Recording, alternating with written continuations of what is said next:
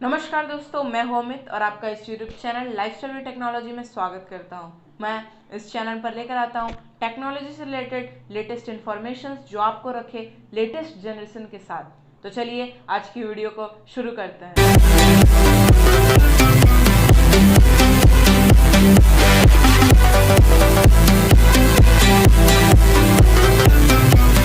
आज की वीडियो को शुरू करने से पहले मैं उन वीरों को भावपूर्ण श्रद्धांजलि अर्पित करता हूं जो हमारे देश के आन मान और शान के लिए गलवान वैली में शहीद हुए। मैं उन वीरों को शत शत नमन करता हूं। आज का जो हमारा टॉपिक है, वीडियो का टॉपिक है, वो भी कुछ हद तक इसी से रिलेटेड है। वीडियो के लास्ट में मैं आपको सुनाने वाला हूँ एक मोटिवेशनल स्टोरी जो पैट्रियटिज्म को लेकर के हमें एक न्यू वे दे, हमें एक न्यू व्यू दे। तो चलिए हम आगे बढ़ते हैं। गलवान वैली में जो ब्लडी इंसिडेंट हुआ उसके बाद सोशल मीडिया तो बिल्कुल SMS से भर चुका है। हम Indian mobile brands, Indian smartphone brands like Micromax, Xolo, Lava, Intex जैसी कंपनी से मोबाइल, स्मार्टफोन्स और अदर इलेक्ट्रॉनिक प्रोडक्ट्स खरीदेंगे। और साथ ही Chinese products, Chinese electronic brands like Xiaomi, Lenovo, Huawei, Oppo, Vivo, Realme जैसे ब्रांड्स को बॉयकॉट करेंगे। पर एक क्वेश्चन, क्या हम चाइनीज़ ब्रांड्स को बॉयकॉट कर सकते हैं? और इंडिया के पास क्या कोई भी स्मार्टफोन ब्रांड है? किसी भी स्मार्टफोन ब्रांड की मैन्युफैक्चरिंग क्या इंडिया में होती है? या ये बस एक उम्मीद है कि हम इंडियंस के पास 100% मेड इन इंडिया फ़ोन है? हम इस वीडियो में आगे बढ़ें उससे पहले मैं आपको असेंबल्ड इन इंडिया और मैन्युफैक्चर्ड इन इंडिया के बीच का डिफरेंस बताता हूँ। पहले manufactured in India. Manufactured in India का मतलब होता है कि जो ब्रांड है वो इंडियन ब्रांड है। जो उस फ़ोन को बनाने में जो पार्ट्स यूज़ हुए हैं वो सारे इंडिया के हैं। उस फ़ोन की असेंबली इंडिया में हुई है और तब उन्हें सेल किया गया। वो है manufactured and completely made in India. But दूसरी ओर असेंबल्ड इन इंडिया का मतलब होता है ठीक इससे उल्टा, यानी पार्ट्स किसी और देश से मंगाए गए हो, उनकी बस असेंबली इंडिया में की गई हो। हाँ, ब्रांड दूसरा कंट्री का भी हो सकता है और अपना कंट्री का भी हो सकता है। मेन थिंग है कि पार्ट्स कहाँ बनते हैं। तो ये है इसके बीच का डिफरेंस। वीडियो में आगे बढ़ने से पहले मैं एक और टॉपिक को कवर करना चाहूँगा। मैंने अपनी पिछली वीडियो में इस टॉपिक पे बात किया था, तो इससे जल्दी से हम इसे कवर कर लेते हैं। तो टॉपिक है all Chinese, all non Chinese and all Indian smartphone brands के बारे में। पहले बात करता हूँ ऑल चाइनीज स्मार्टफोन ब्रांड्स की। Oppo, Vivo, Realme, Xiaomi, Honor, then Haier, Lenovo, Gionee और भी बहुत सारे हैं। अब नॉन चाइनीज ब्रांड्स, यानी जो चाइना में नहीं बने हैं पर अपने कंट्री में भी नहीं बने हैं, like Apple and Google from USA, Samsung and LG from south Korea, Sony, Panasonic and Sansui from Japan, STC, Asus and Acer from Taiwan। अब हम बात करते हैं इंडियन ब्रांड्स की। इंडियन ब्रांड्स मैक्रोमैक्स, लावा, इंटेक्स, स्पाइस, जोलो, ये सारे इंडियन ब्रांड्स हैं। हाँ, मुकेश अंबानी जी की लाइफ, जियो, ये भी इंडियन ब्रांड है। मैंने जो इंडियन ब्रांड्स के नाम बताएं, आप ये मत समझ लीजिएगा कि ये सारे ब्रांड्स इंडियन हैं तो इनकी मोबाइल्स की मैन्युफैक्चरिंग भी इंडिया में होती होगी या इंडिया में ही ये फ़ोन बनाते होंगे, ऐसा कुछ भी नहीं है। ये सारे इंडियन ब्रांड्स तो चाइनीज़ ब्रांड से भी बड़ा झोल करते हैं। मैं आपको बताता हूँ कैसे। इसे जानने के लिए हम 2-3 साल पीछे जाते हैं, ठीक है, जब चाइनीज़ ब्रांड्स इंडिया में उतने पॉपुलर नहीं थे। इंडिया में क्या, वर्ल्ड में भी वो पॉपुलर जब नहीं थे। तब माइक्रोमैक्स ने एक फ़ोन लॉन्च किया था, माइक्रोमैक्स डुअल 5, जो कि एक कॉपी था क्यूकू 365 QS का, जो कि एक चाइनीज स्मार्टफोन ब्रांड है। फिर एक और एग्जांपल है, माइक्रोमैक्स ने एक और फ़ोन लॉन्च किया था, वो है यूरेका ब्लैक, जो कि एक कॉपी है विकू यूफील प्राइम का। ये भी एक चाइनीज स्मार्टफोन ब्रांड है।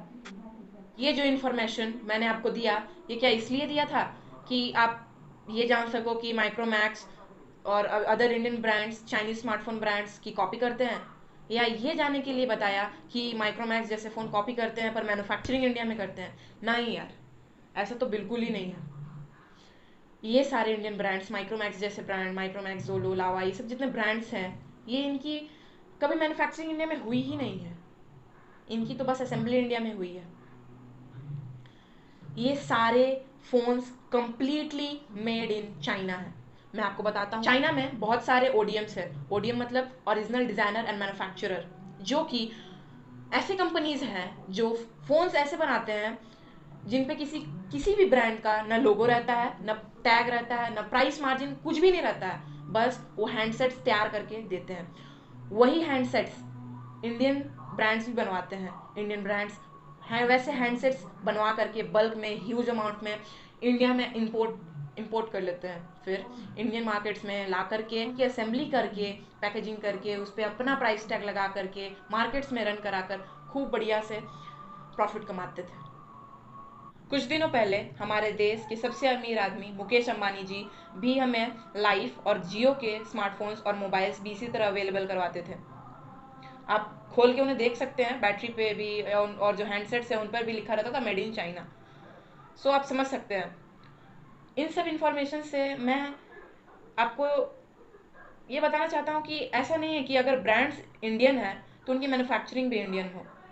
हम इन सब को एक लाइन में कह सकते हैं, the design is Chinese, the parts are Chinese, but the brand name is Indian.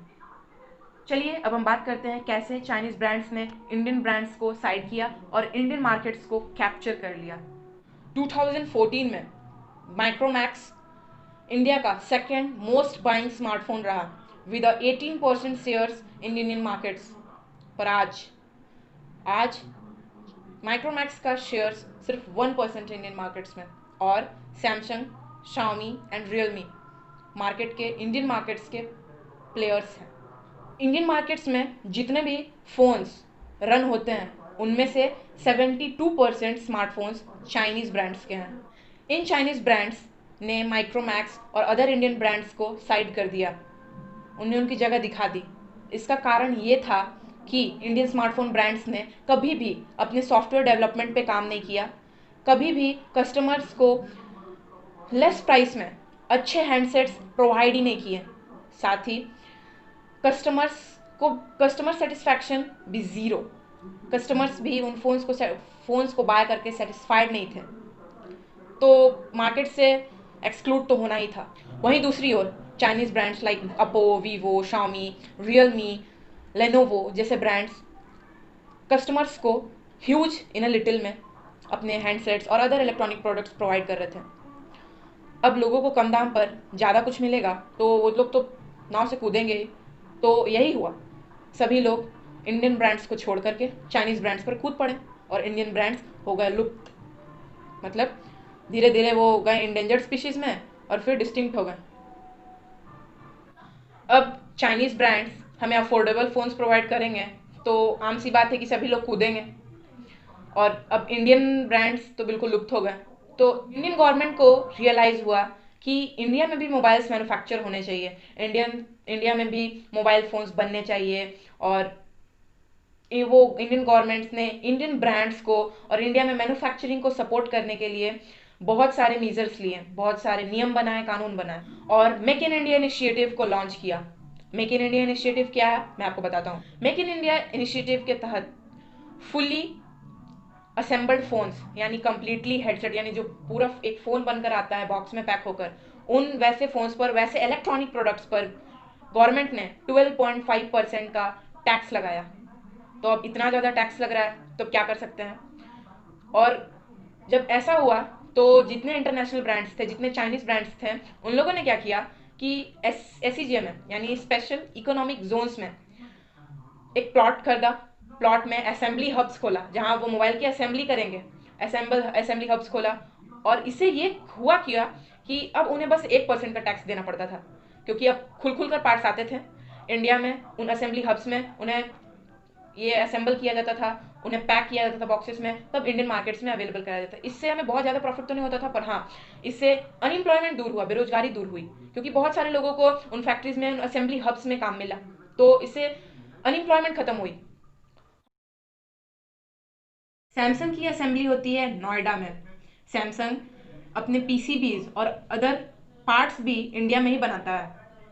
और हाल ही में सैमसंग ने ये भी न्यूज़ दी है कि वो 5000 करोड़ इन्वेस्ट करने वाले हैं यूपी में, जहां वो स्क्रीन्स बनाएंगे, डिस्प्ले बोर्ड्स बनाएंगे।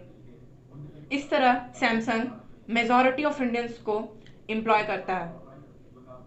एक और इंडस्ट्री है फैक्सकॉन। फैक्सकॉन असेंबली हब, जो कि है श्री सिटी में, चेन्नई में। फैक्सकॉन एक चाइनीज असेंबली हब है। फैक्सकॉन जो कंपनी है, फैक्सकॉन जो असेंबली हब है, वो शाओमी और वीवो जैसे फोन्स को असेंबल करता है अपनी फैक्ट्रीज में। एक और इंटरेस्टिंग बात यह है कि एप्पल की भी जो असेंबली होती है वो भी फैक्सकॉन की ही असेंबली हब में होती है। क्या फोन्स की असेंबली करना सही है या गलत है? फोन्स की असेंबली करने से क्या हमारी इकोनॉमी डेवलप कर जाएगी? असेंबली वर्क करने से हमारी इकोनॉमी को काफ़ी प्रॉफिट हो रहा है। काफ़ी लोगों को रोजगार मिल रहा है। काफ़ी लोग एम्प्लॉय हो रहे हैं। इंडिया में एम्प्लॉयमेंट जनरेशन हुआ है। साथ ही बहुत सारे फॉरेन फॉरेन इन्वेस्टर्स इंडिया में इन्वेस्ट भी कर रहे हैं। पर अगर हम इसकी बॉटम लाइन को देखें, अगर हम इसकी न्यू को देखें, तो अब भी हमारा बहुत सारा प्रॉफिट चाइना को ही जा रहा है, सीसीपी को ही जा रहा है, चाइनीज कम्युनिस्ट पार्टी को ही जा रहा है। तो इससे हो क्या रहा है कि हमारी इकोनॉमी कमजोर भी हो रही है और चाइनीज इकोनॉमी स्ट्रांग। हम अपनी ही इकोनॉमी के दुश्मन बने पड़े हैं। अपनी ही इकोनॉमी को हम बर्बाद कर रहे हैं और चाइनीज इकोनॉमी को स्ट्रांग।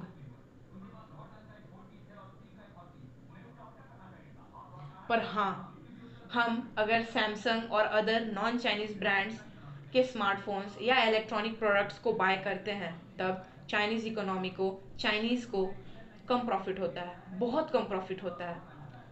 अगर हमें एक चीज़ ध्यान में रखना है कि अगर हम इंडियन ब्रांड्स ना बाय करें, या अगर इंडियन ब्रांड्स नहीं है तो चाइनीज ब्रांड से भी हम ना बाय करें, हम नॉन चाइनीज ब्रांड से बाय करें, जिससे हमारे दुश्मन को तो प्रॉफिट ना हो, हम अपने दुश्मन को स्ट्रांग ना कर दें। तो आई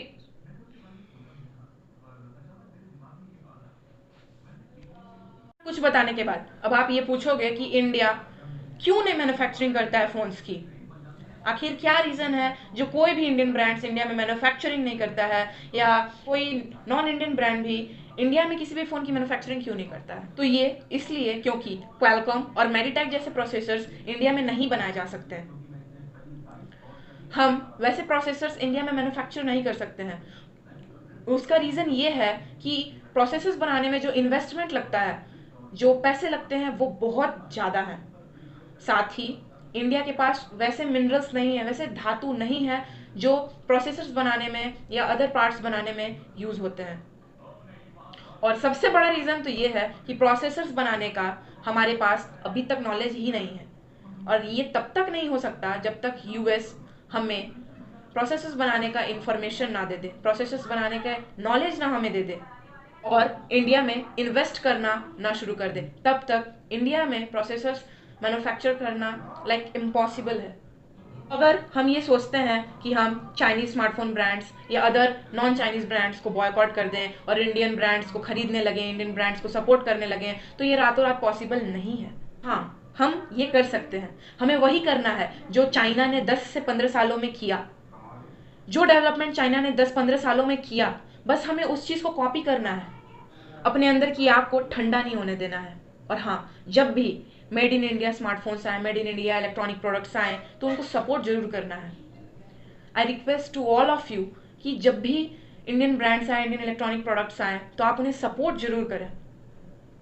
गलवान वैली में जो ब्लडी इंसिडेंट हुआ, उसके बाद इंडिया ने कुछ न्यू मेजर्स लिए, कुछ न्यू ट्रेड पॉलिसीज अपनाई, जिसके तहत बहुत सारे काम किए गए। चाइना को मुंह तोड़ जवाब देने के लिए इंडियन गवर्नमेंट ने बहुत सारे स्टेप्स लिए। आपने देखा किस तरह हमारे प्रधानमंत्री मोदी जी ने चाइनीज एप्स को बैन किया।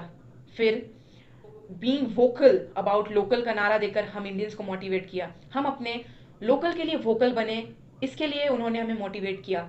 साथ ही बहुत सारी कंपनीज ने, एयरटेल ने, जियो ने, वोडाफोन आइडिया कंपनी ने अपना कॉन्ट्रैक्ट कैंसिल कर दिया है। साथ ही 5G के लिए जो टेलीकॉम कम्युनिकेशंस ने 20,000 करोड़ का जो कॉन्ट्रैक्ट चाइना को दिया था, वो भी उससे वापस ले लिया गया है। और भी बहुत सारे मेजर्स इंडियन गवर्नमेंट के द्वारा लिए गए हैं।